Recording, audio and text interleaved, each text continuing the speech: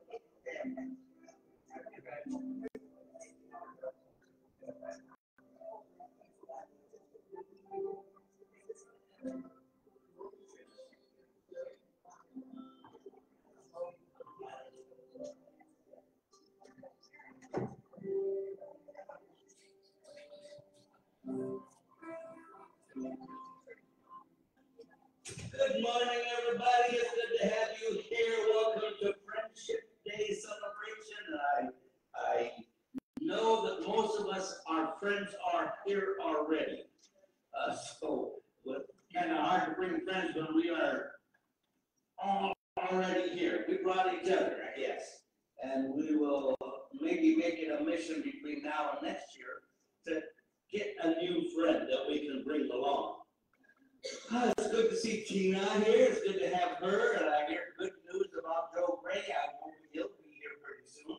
And so we'll celebrate the Lord together and enjoy this beautiful day. Thank you all for coming. And let's stand up and no, let's just sit and I'll have a word of prayer. Gracious, mighty God in heaven, thank you so much for your wonderful love. Father, we come to you knowing that you are merciful and gracious to us. And that's why we can gather on a Sunday morning and just sing love and words of grace, of your grace, mercy, praise you for all that you do. And Father, we thank you for each one here.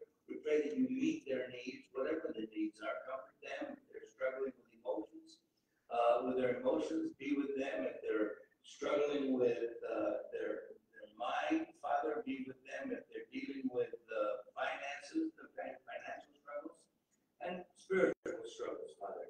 We reach out to you. And then we leave all this at your feet so we can worship you as you deserve. We do lift up the chaos in Russia and Ukraine, Father, and also in Israel. We pray, God, that your hand would be on that chaos, and then the threatenings from China to Taiwan. Then all the people that are upsetting their lives, moving, trying to find another place to go that would bring them peace, bring them safety. Father, that we would be concerned and that we would be always thinking about these people and their needs. That we would be empathetic and that we would show that empathy with action.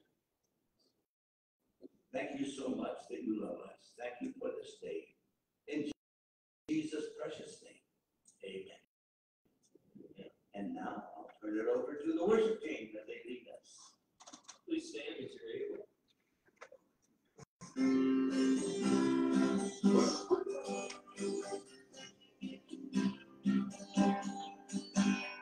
You're not alone. If you are lonely, don't be afraid. You're not alone. We are all saved.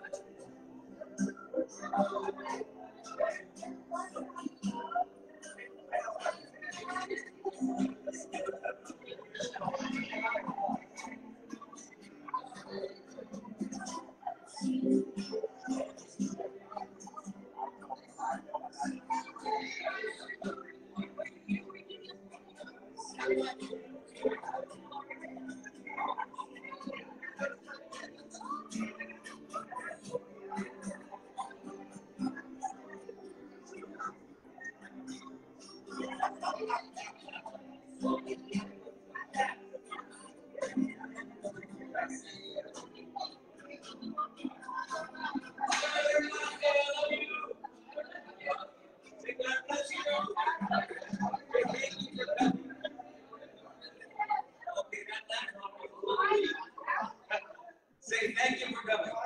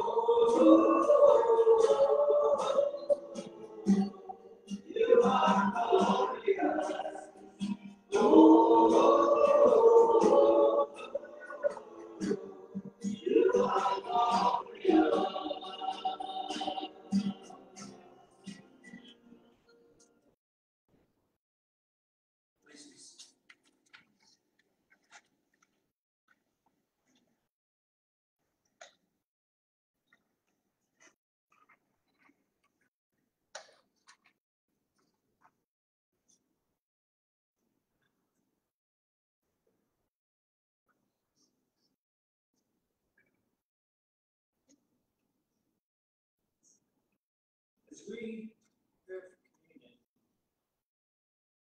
there's a thought came across in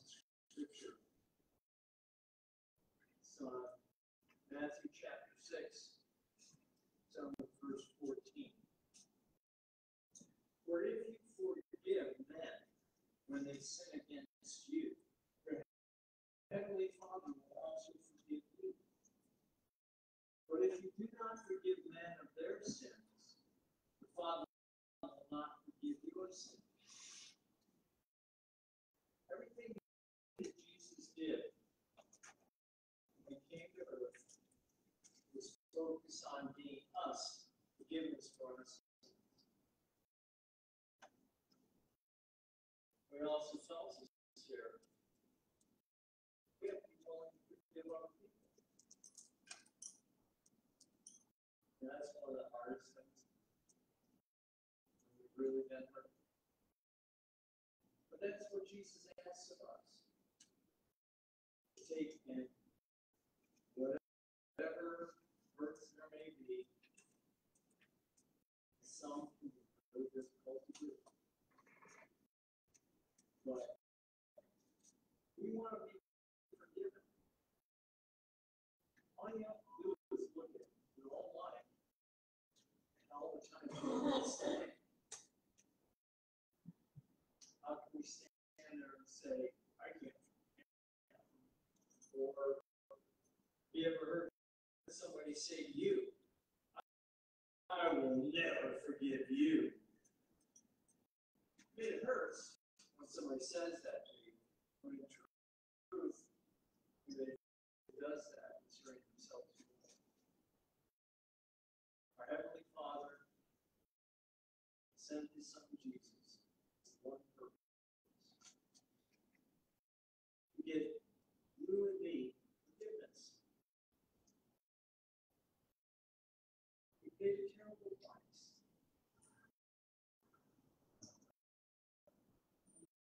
No one in their right mind as a human being would have gone through what Jesus went through as an innocent man. Jesus could have at any point just called a legion of angels and said, stop, I'm done with this. I don't want to do it. But He didn't. That's how fantastic Jesus' love was for us. That He forgave even me, a sinner. How God forgive somebody's hurt. So as we prepare to take communion, at the Last Supper, Jesus took the bread, broke it, and said to His disciples, take and eat. This is my body given for you.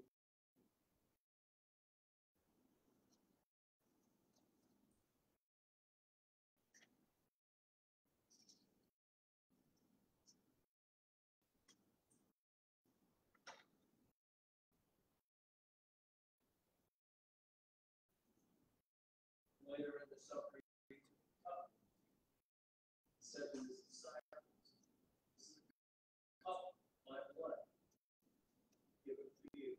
And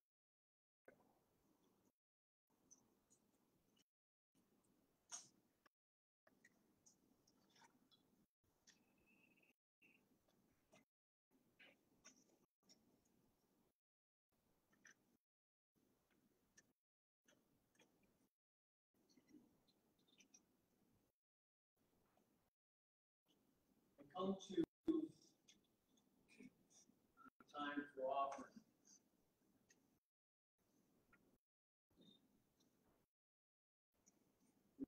There was debate about how many times should I forgive my brother. And one of the disciples said, should I give him 7 times? He said, no, 70 times 7. It also tells us, before we leave your offering, if you have something against your brother, or your brother has something against you, leave your offering at the table and go and reconcile.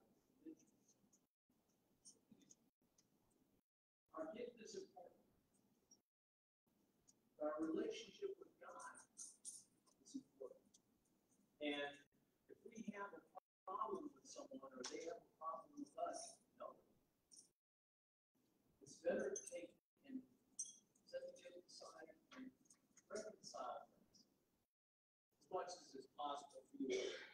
Because some people are just very stubborn and say, I'm sorry, and sorry is not enough. But you do what you can, as much as it is within your power to reconcile people.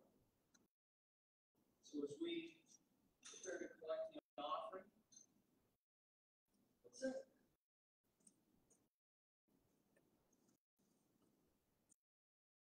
So responsible, please.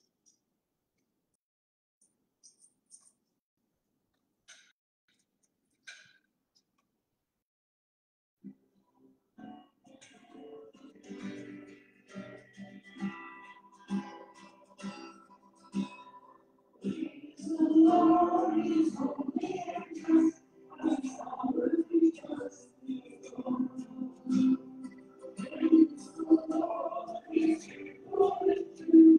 it's good to see faces here that I haven't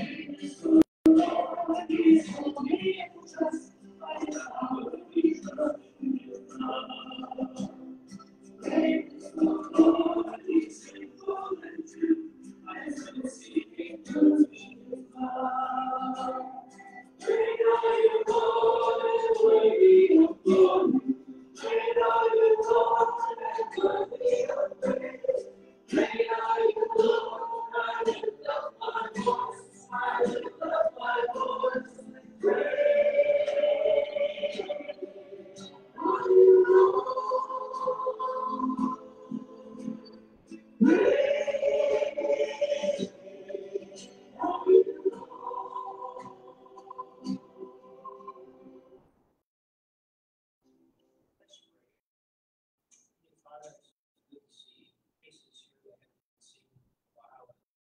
Help those who are sick, help them feel better.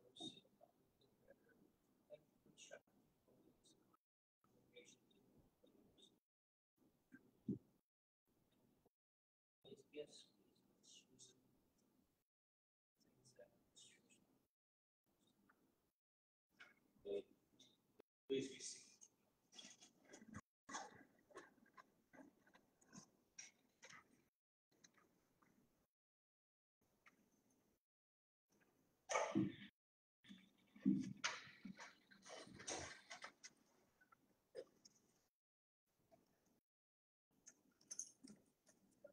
So it is so good to have Joe back with us. Let's give him a hand.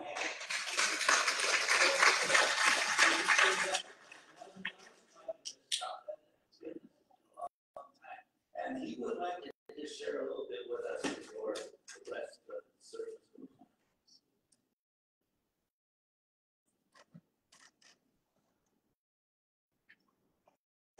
Hi, everybody.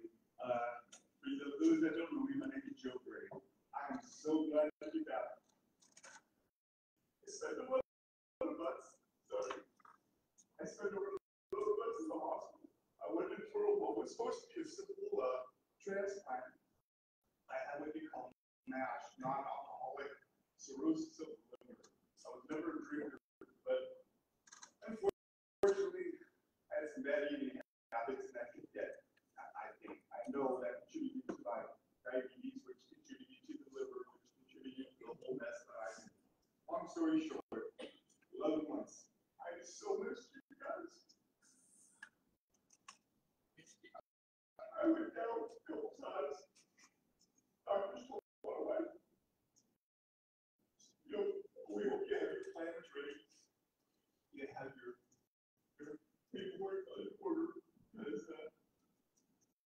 doesn't look good. It happened about 4 or 5 times. Respiratory failures, continuous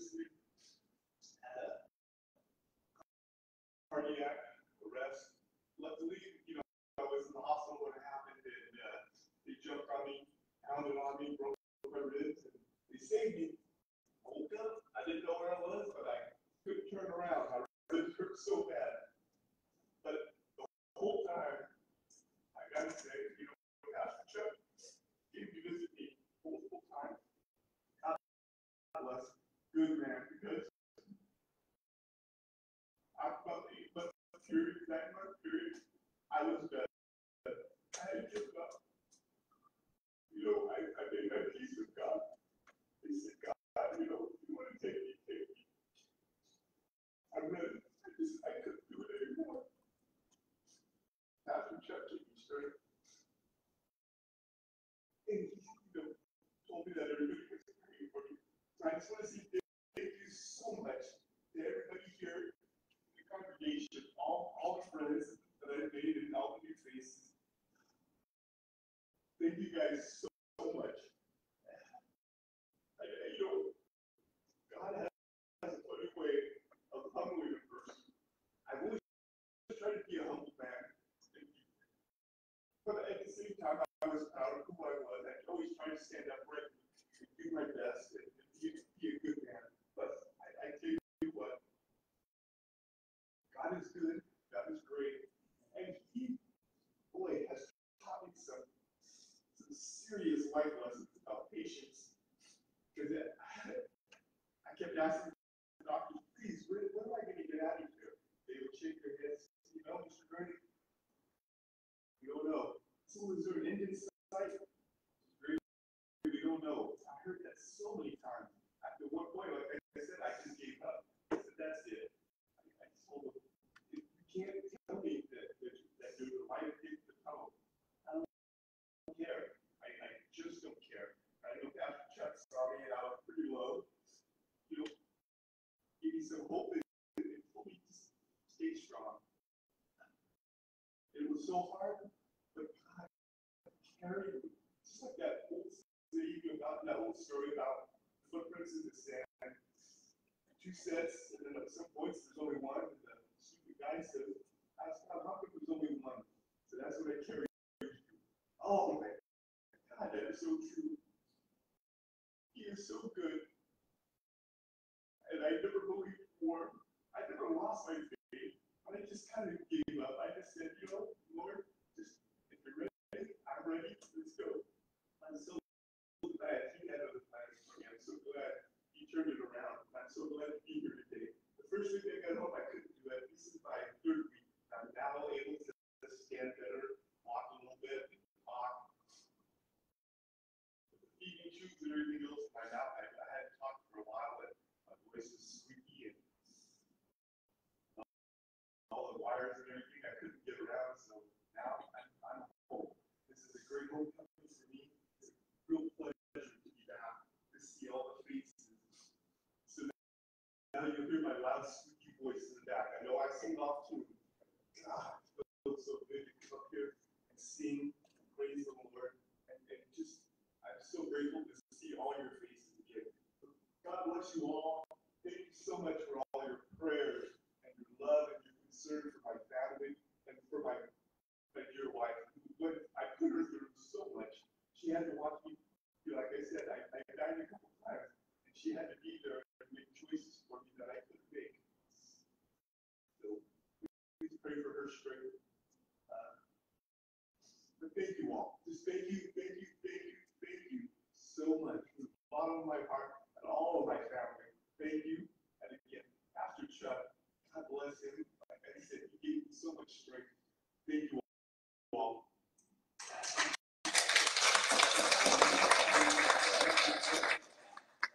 Now, While you have your hand on him, would you mind giving him a word of thanks for him, for bringing back to us? great, glorious Heavenly Father, Lord God, we thank you for bringing you back to us. Thank you, Lord, for seeing him through all those difficulties. Lord, even the times that he was giving up, Lord, you weren't. So we ask you to continue blessing and healing upon him and his family. Lord, just bless them greatly. That you would be glorified even more, Lord. All the glory to you for your grace, mercy, and kindness towards us, Lord. Your perseverance in just seeing us through the most difficult situations, Lord. Thank you, thank you, thank you. Amen. Thank you all for praying for him and keeping him strong when he was weak. You are precious people.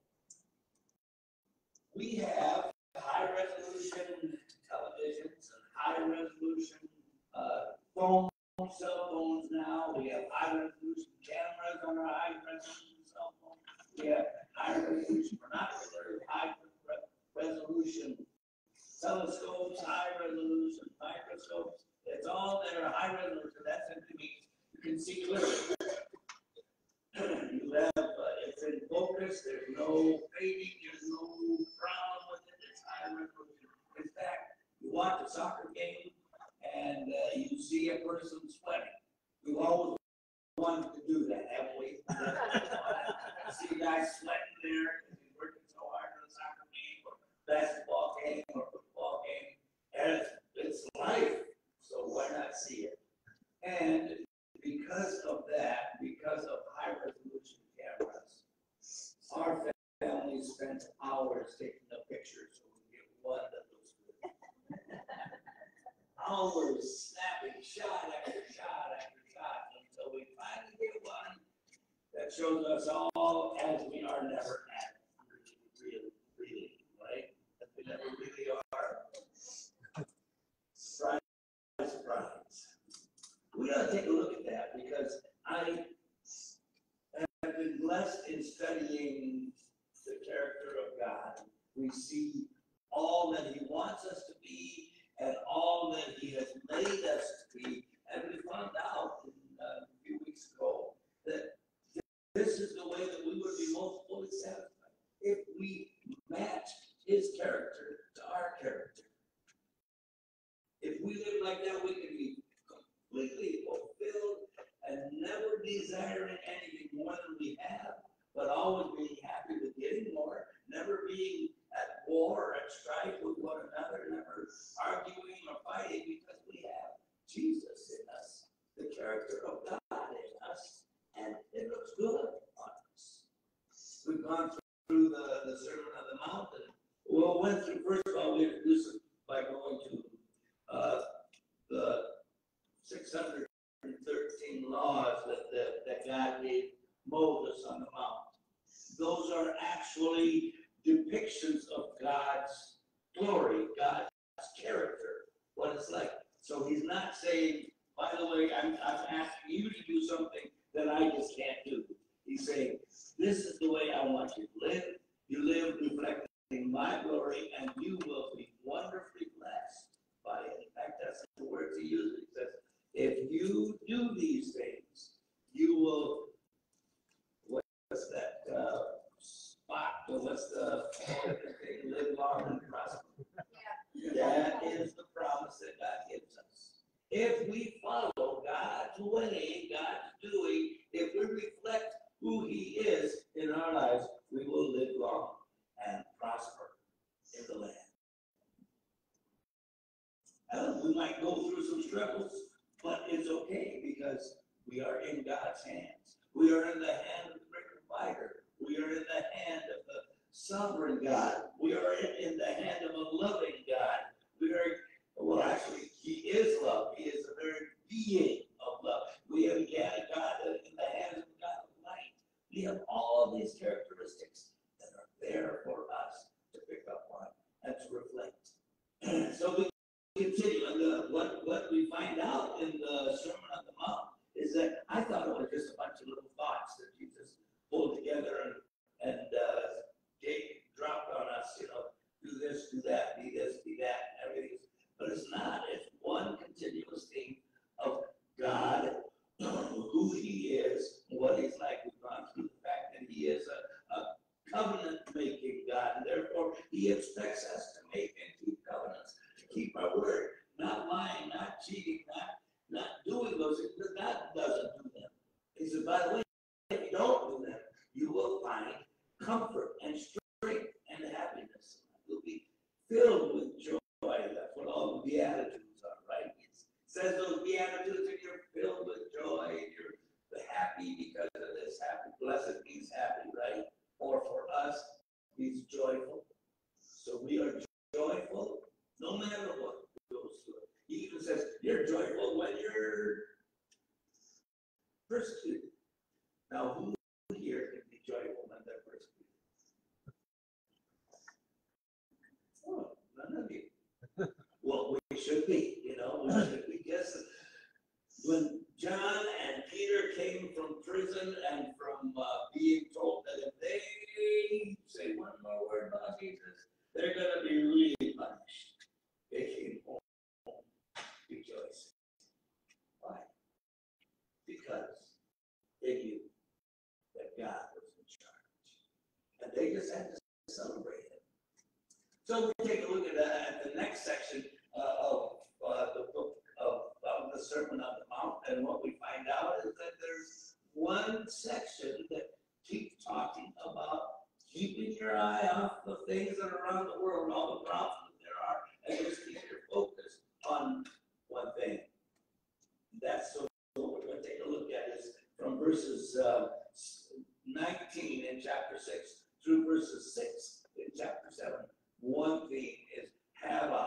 resolution on what you focus on.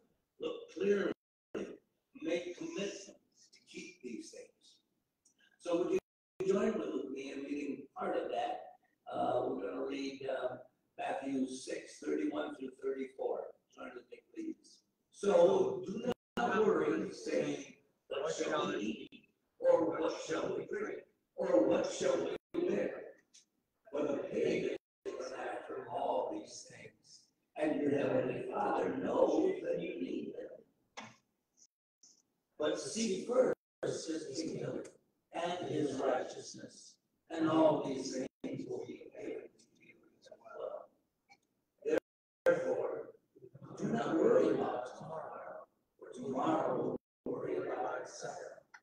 Each day has enough troubles of its own. Isn't that true? So the first thing he says in here is we have to deal with this, that picking up with verse 19 and 21, first thing he says is focus on heaven. Keep your eye on heaven.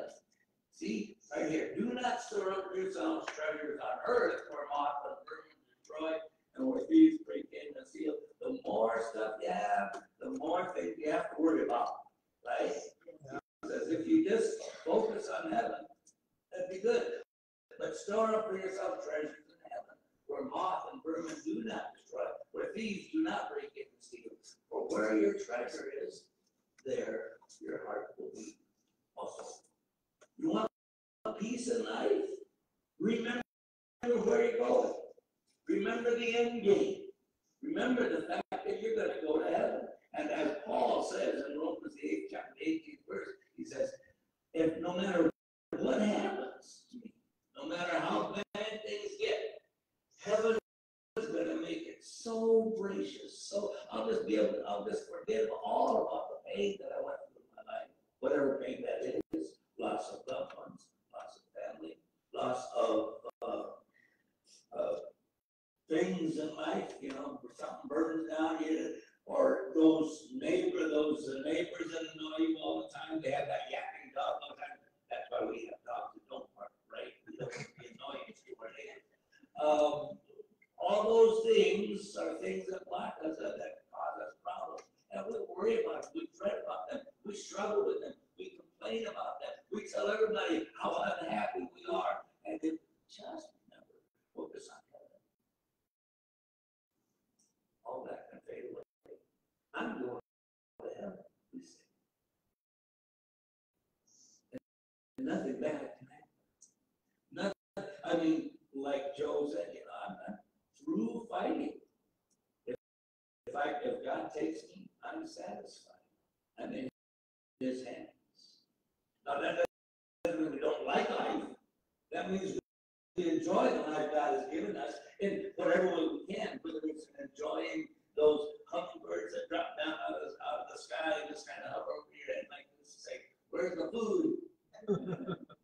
Or whether it's the butterflies that fly by, whether it's going to a football game or going to the beach. God is everywhere. But heaven is going to be where we're going. No matter how good things get or how bad things get, heaven will be so much better.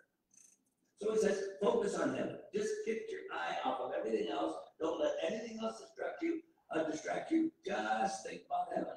And that'll be good. By the way, the more you put your effort into heaven, the more you will enjoy looking at it, heaven. Okay? So if you're struggling with, oh, heaven kind of sounds boring, you know, floating around the clouds, playing that harp, and little wings that flutter you around, heaven won't be that.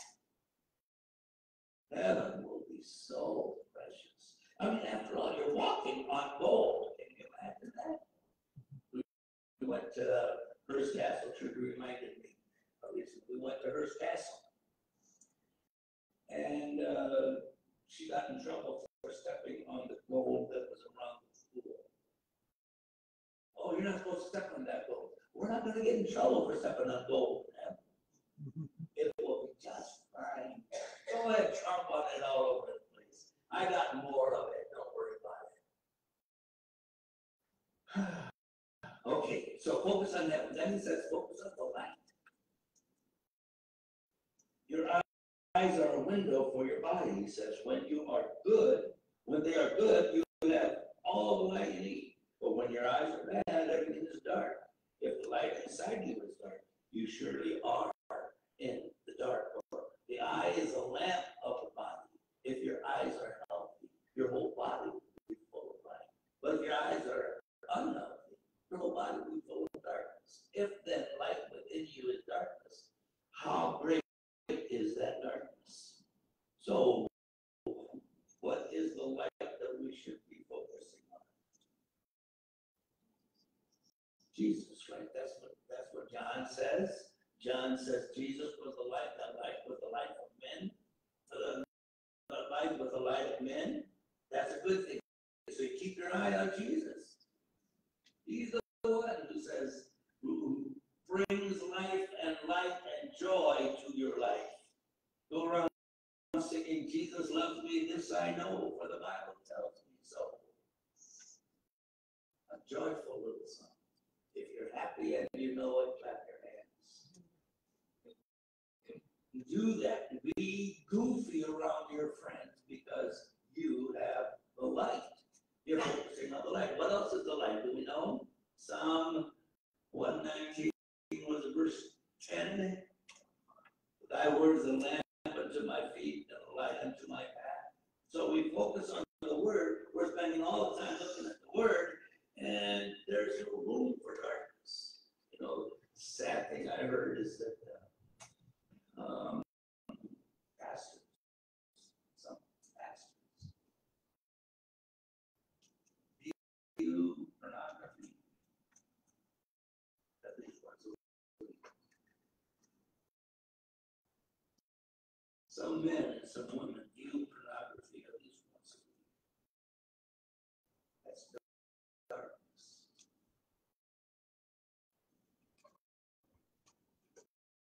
Let's view Jesus every day with no room for any kind of darkness, any kind of violence, any kind of destruction. So focus on heaven and focus on the light. And he also says, focus on loyalty. No one can serve two masters. Either you will hate one and love the other, or you will be devoted to the one and despise the other. You cannot serve both God and money, or put anything else there. If you don't care much about money, it could be something else that you really treasure. Your favorite sports car, your favorite painting in the house, your favorite trinket that somebody bought you from somewhere, and it becomes so obsessive to you that that's all you think about. And God said, no, don't think about that. Think about me. I am truly your master. I made you. I bought you. Love me. Focus on that. And then you won't have any trouble in any decision you make. What does God want me to do? You know him, and so you'll do it. It's no problem at all. We get so caught up in the world, things go on, we're distracted. God says, don't get distracted. Just focus on me. Your loyalty to me will help you in all you do. So then he says, focus on providence. What does providence mean? You can tell me. It's a nice sounding word, isn't it? Well, can you break the word down to provide? So providence is someone providing something, right? And who is that someone that provides? God. God, right? Therefore, I tell you, do not worry about your life. So we started out with that. He said, no, don't focus on that, focus on heaven. Now he says, don't worry about life. What you will eat or drink, or your body, what you will wear. Is not life more important more than food, and the body more than clothes? And what life is he talking about? Eternal life, right? Okay. Life more important than food, and body more important than clothes. Look at the birds of the air. They do not sow or reap or store in barns, yet your heavenly Father feeds them. Are you not much more more valuable than they, can anyone of you by the by worrying add a single hour to your life? There's a great right in front of that. And why do you worry about clothes? See how the flowers of the field grow? They do not labor or spin, yet I tell you that not even Solomon in all of his splendor was dressed like one of these. If that is how God chose the grass of the field, which is here today, tomorrow is thrown in the fire, really not much more for you, oh, you love it. Yep, that's right. Remember, that puts you back to the garden. Adam and Eve threw a bunch of leaves together. That was it. God said, no, I'll give you better clothes than that. That will last for a while. But from then on, humanity started worrying about the clothes they wore and who was wearing the best clothes. Easter Sunday, so that everyone can show off the clothes that they're wearing. Oh, brand new dress. Love that hat. Love your new tie. It's all so beautiful, yes. So don't worry about those things. You will be glorious no matter what you wear. Why? Because your spirit shines through. Let's have it. God will provide. The problem is he provides for worms, for birds, worms and seed. I don't want to eat that.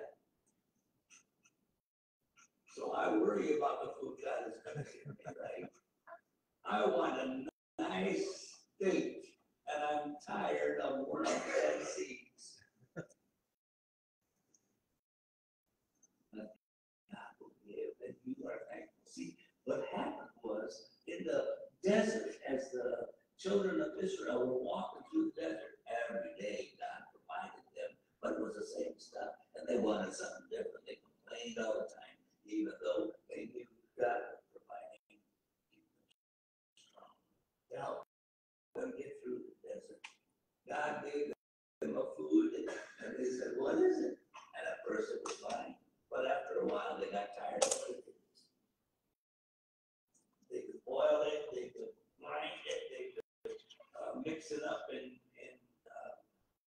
water and drink it. Well, they could do whatever they wanted to with it, but they weren't happy because they were worrying more about the food they were eating than the God they were serving. God provides. Where we get that first word, Jehovah Jireh, God the provider, came from a little story that we all know very well. Abraham was told, I want you to go sacrifice your son up on Mount Moriah. Why? Because that's where Jesus would die someday. And I want someone to know that. So he took his son up on Mount Moriah, and his son said, we have the wood here, we have the fire here, where is the sacrifice? God said, Jehovah, God will provide.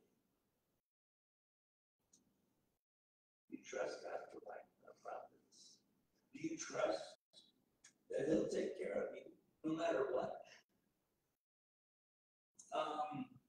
The church, we're down to, I think, what, $2,000 in our bank account. That will get us another couple of weeks, maybe 3, maybe 4, depending on how giving goes. Wonderful thing is the elders, the leadership know God has provided. We've gotten through this over and over again. We don't know every time it's a different way God provides. Every time is different how it shows up, but he does. Sometimes it's from members here. Sometimes it's from people who work in friendship. Sometimes it's from other things. Other people, a couple that I married at one time, just drops money on us. He provides. We'll keep going. It's amazing how God has kept us going through COVID. Can you believe that? We should have gone broke and closed our doors long ago, but we kept going. How did that happen? God Almighty. He can do amazing things. He always does. And I sit back and I just think, wow. Remember a couple years ago, the wind blew off our shingles? Well, they were old, they were over 40 years old. They blew off our shingles. And we were wondering, how are we going to put that in? That's the one. We got it done, we didn't even borrow a penny. That's the one. So, I would say, pray that we are patient and waiting for His provision. That when it is, we will use it wisely. When we get it. God bless each one of you. Because we know now that God provides. Then He said, by the way, focus on grace. Do not judge, or you too will be judged. For the same way you judge others, you will be judged. And with the measure you use, it will be measured to you. Why do you look at the speck of sawdust in your brother's eye and pay no attention to the plank that is in your own eye? Now, sometimes Christians are the most judgmental of all people. We love the grace God pours down on us, but we don't offer our fellow Christians any grace whatsoever. God says, you're always picking on each other. Stop doing that. You're trying to correct the little faults of every other person around. And every time you turn your head, you're whacking someone on the head with that plank that's sticking out of your arm. With that 2x4 that's sticking out of your eye. You say, hey, let me get that little speck in your eye. You've got this problem, let me fix it for you. I said, no. Just be gracious. If you're gracious, you'll feel grace all over you. If you don't pass judgments, no judgment will be passed on you. So he says, focus on grace. Know that God loves you. And that God loves everyone here. God loves your neighbor. God loves your friend. You share the gospel with them. You share grace with them. And one day, you'll find the blessing. How can you say to your brother, let me take that speck out of your eye, when all the time there's a plank in your own? How you hypocrite, first take the plank out of your own eye. Then He will see clearly to remove the speck from your brother's eye. Come out of that. Just bask in the grace of God. And allow your fellow Christians to bask in that same grace. And share that same grace with other people, because the next thing we have to do is talk about focusing on receptivity. Do not give dogs what is sacred. Do not throw your pearls to pigs. If you do, they may trample them under feet and tear you to pieces. God is saying, know the person you're sharing the gospel with. Know them and love them. And if, by the way, they have a hard head and they're not receptive at the time,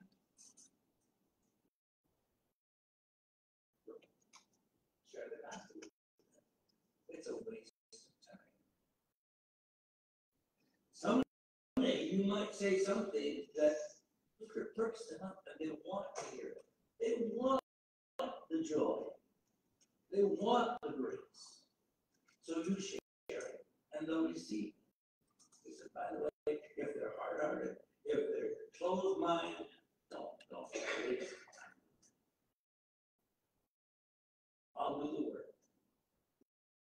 You live the life.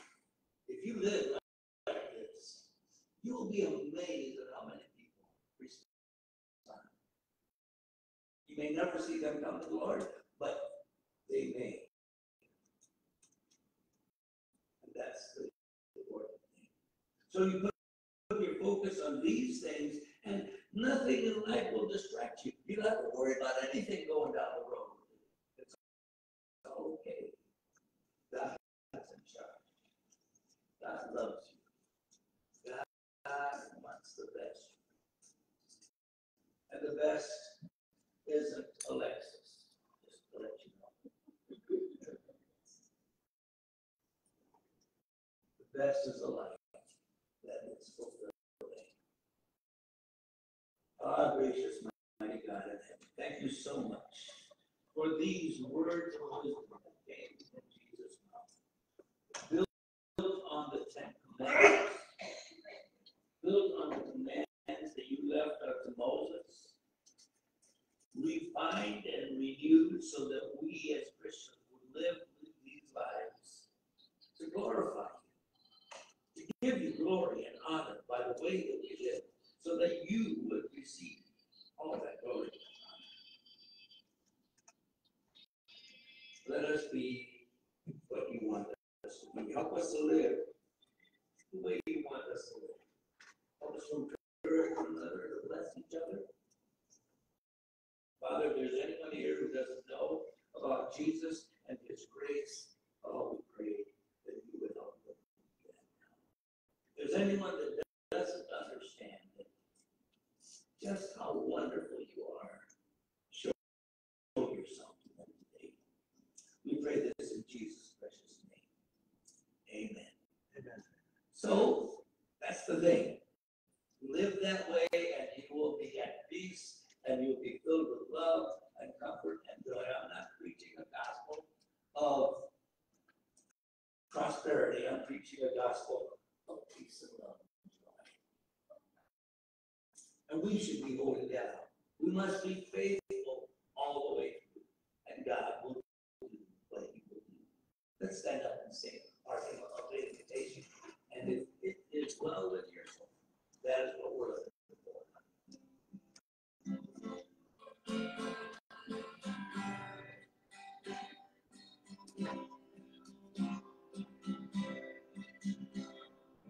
Peace like a river,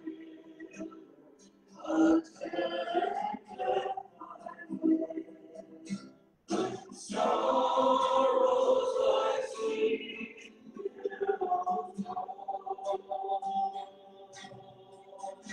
whatever my God, thou hast taught me to say, it is well, it is well with my soul.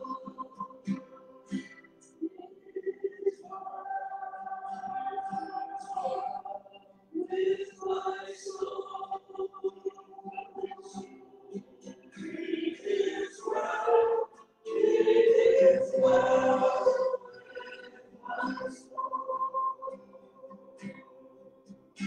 My Savior, all goodness, all this glory of God.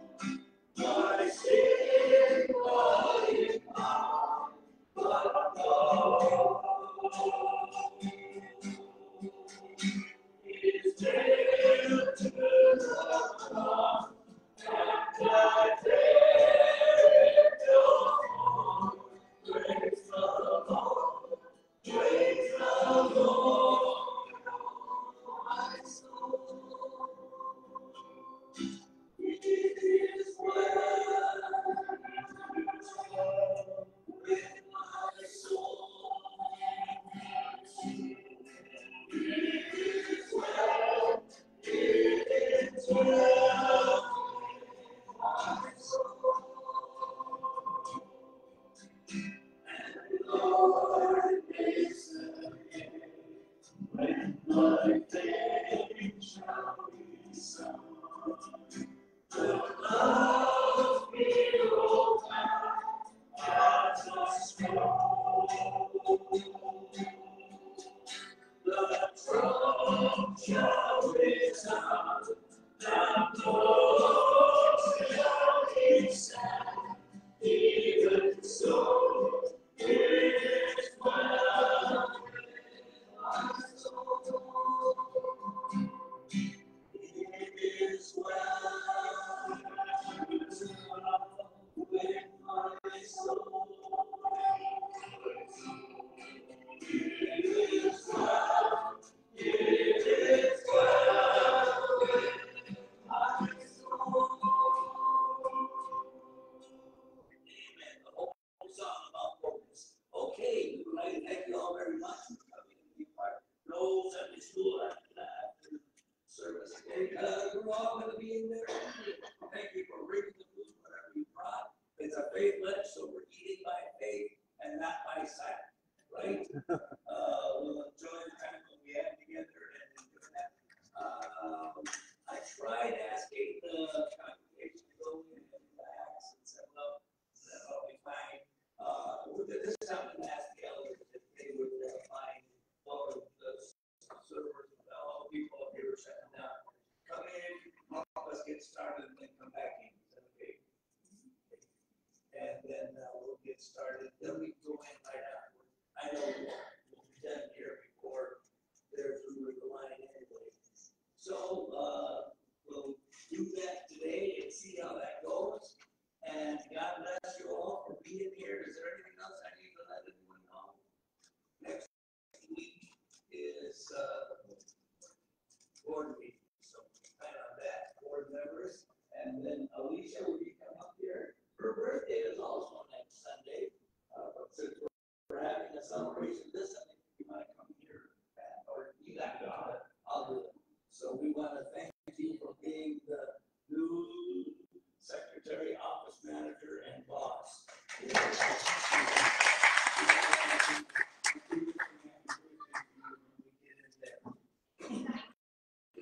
Everyone come visit. I'm here every day. Come on by, you betcha. Yeah. Oh, yes.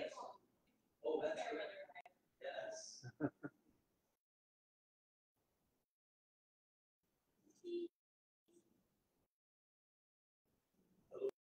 High resolution.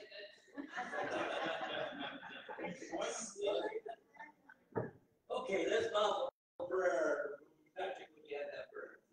Father, thank you for this day. Thank you for coming to save us. Thank you, Lord, that you know how you made us and you have given us instructions for how to live the way that is best for us. Not the way that we think is best, but the way that you know is best. Help us to give up our own ideas of what you should be doing and just trust that you will accomplish your purpose in and through us. In Jesus' name, amen.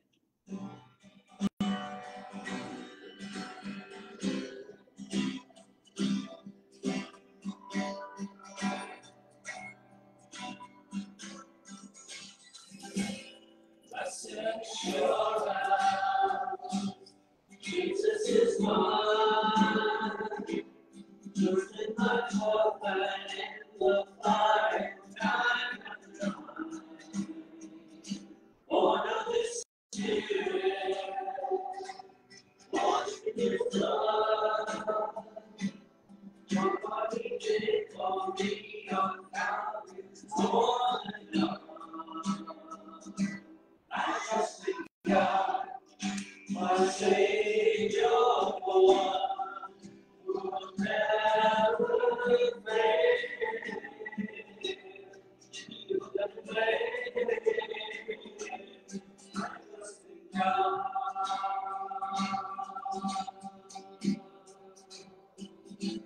Perfect submission, always at rest. I know the author of tomorrow is Lord in my stead. So this is my story, this is my song, praising my King and King and Savior all day long. I trust in God, my Savior.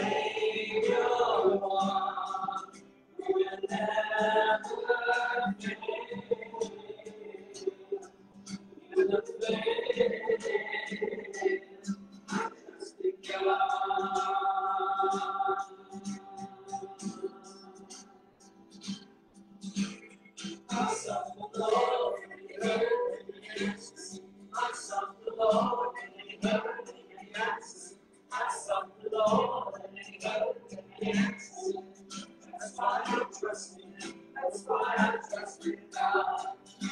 My Savior, one who will never fail. Change the focus to a quicker more.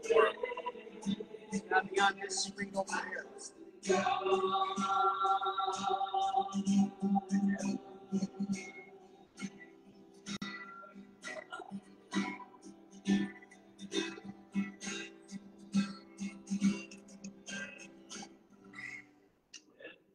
Amen.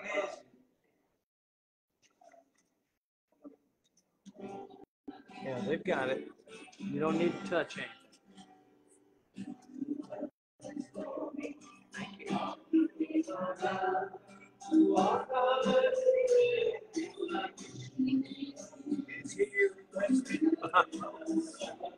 Maybe.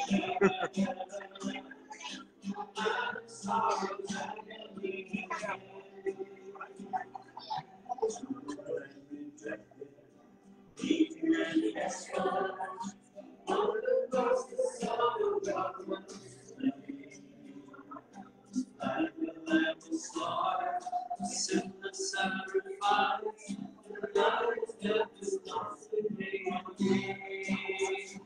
He is Lord, He is Lord, He is risen now in heaven, He is Lord. Every knee shall bow, every tongue confess that Jesus Christ is Lord. Saints, voices rumble, I am mighty Lord. The snow that held Him with the sun. Truths of light and glory, lifted over all.